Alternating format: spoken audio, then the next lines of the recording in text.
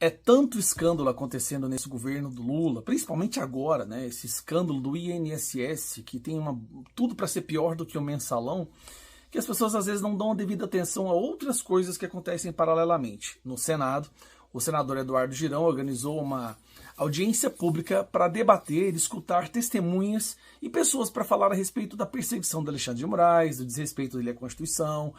Inclusive, dentre essas pessoas que foram convidadas, estava lá o Eduardo Tagliaferro, que é aquele coitado que trabalhava para Alexandre de Moraes e agora tem medo de ser assassinado ou sequestrado. Inclusive, ele nem compareceu e mandou um áudio explicando por que ele não iria comparecer, porque estava preocupado com a segurança dele. Sem falar outros áudios onde ele fala que o que ele sabe é o bastante para derrubar todo mundo e que por isso ele teme pela própria vida. Recebi aqui também um áudio encaminhado pelo senhor Eduardo Kuntz, que é o advogado do Tagliaferro. Então, autorizado pelo advogado, eu quero botar esse áudio, que também é um áudio do Tagliaferro, e parece que ele está assistindo também essa audiência, né? Então, vamos ver se conseguem ouvir melhor aqui. Boa tarde. Boa tarde a todos. Eduardo Tagliaferro que está falando. Queria agradecer o convite, eu recebi através do meu advogado, o Dr. Eduardo Kuntz. Infelizmente, não pude comparecer por questões pessoais e também pela preservação da minha segurança, da minha família. Mas, em um momento oportuno, estarei aí à disposição de todos dessa comissão para que vocês possam fazer as perguntas. Alguém está ligando. Parabéns. Que desejam e obter as respostas que precisam. Tá ótimo? Uma ótima tarde a todos. Fiquem com Deus. Embora ele não tenha ido, outra pessoa foi, o Glenn Greenwald, que deu um relato chocante. Todo mundo sabe que Glenn Greenwald tinha várias provas, né, e evidências de coisas ilegais que estavam acontecendo ali embaixo do nariz do Alexandre de Moraes, quando surgiu aquele Twitter Files. Mas ele acrescentou mais alguns detalhes hoje. Inclusive disse que a imprensa sofre ameaça quando ele queria postar ou publicar o que ele sabia. Isso tudo, gente, entenda, tá? Não confunda. Tudo é para salvar a democracia. Porque se não houvesse essas ameaças da imprensa, essa censura para impedir que jornalistas publicassem o seu conteúdo, a democracia poderia correr um sério risco. Quando o ministro Moraes abriu uma investigação criminosa para supostamente descobrir a identidade da nossa fonte, não só foi a fonte que foi incluído nessa investigação. Tem um documento que fala muito claramente que a polícia do São Paulo, do estado de São Paulo, recebeu uma instrução de não só chamar suspeitos de vazamentos, mas também eu e minha colega jornalística, a Fábio Célia Peal, para fazer depoimentos, para responder para o policial e ser questionado.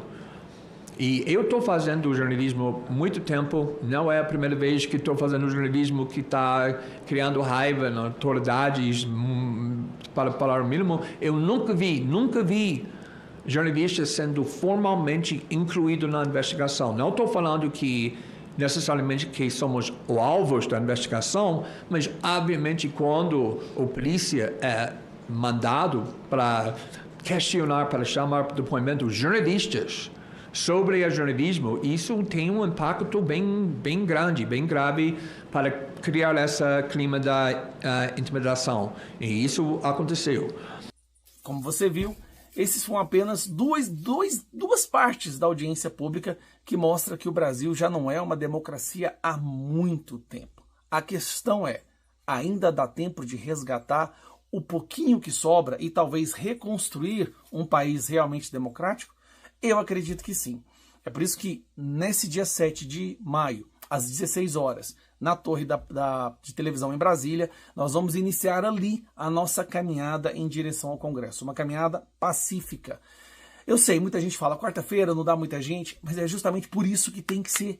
Porque domingo é fácil de ignorar. Agora, numa quarta-feira, com os deputados e os senadores no Congresso, vai ficar impossível de ignorar ou fingir que não aconteceu uma manifestação em Brasília, um ato pacífico, justamente para resgatar a nossa democracia, para salvar essas famílias que estão sendo perseguidas pelo 8 de janeiro e principalmente para proteger o nosso presidente, porque eles vão fazer de tudo para impedi-lo que ele volte à presidência. E o Brasil quer ele de volta, não quer? Então a gente tem que agir. Dia 7 de maio, lá em Brasília. Você já parou para prestar atenção que esse governo, ele espanca de tal forma o povo brasileiro que a população fica aqui meio dormente, a gente perde a capacidade de se indignar com os escândalos de corrupção? Esse do INSS, na minha opinião, já ficou pior que o mensalão. Roubar dinheiro de velhinhos, gente. Nós estamos falando de 6 bilhões de reais. Mas aí vamos falar dos agravantes, tá? Porque o escândalo por si só já deveria ser o bastante para derrubar qualquer governo. Imagina se fosse o governo Bolsonaro, um escândalo desse. Mas vamos lá. O Lupe até agora não foi demitido. Não só isso, a ministra Gleisi Hoffmann saiu em defesa dele, dizendo que ele não precisa ser demitido. Um cara que admitiu, e assiste o vídeo, admitiu que sabia que recebeu denúncia e optou por não fazer nada, porque disse que os valores não eram tão grandes. 6 bilhões de reais. Fui surpreendido com o volume disso, porque sabia que tinha uma denúncia aqui, outra lá, a gente sempre soube, não fingi que tem um 35 que anunciava isso, a gente recebia queixa, a própria plataforma do INSS aparecia algumas pessoas se queixando. Agora, nesse volume, nesse quantitativo, com uma organização, uma quadrilha verdadeira, eu tomei conhecimento agora e eu acho que isso não pode continuar.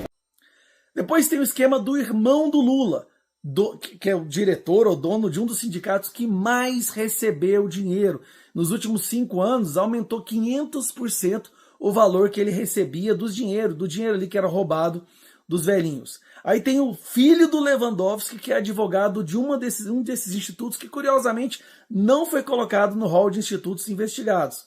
E outra coisa, a PF não fez busca e apreensão na casa do irmão do Lula, sendo que é um instituto, o sindicato que mais recebia.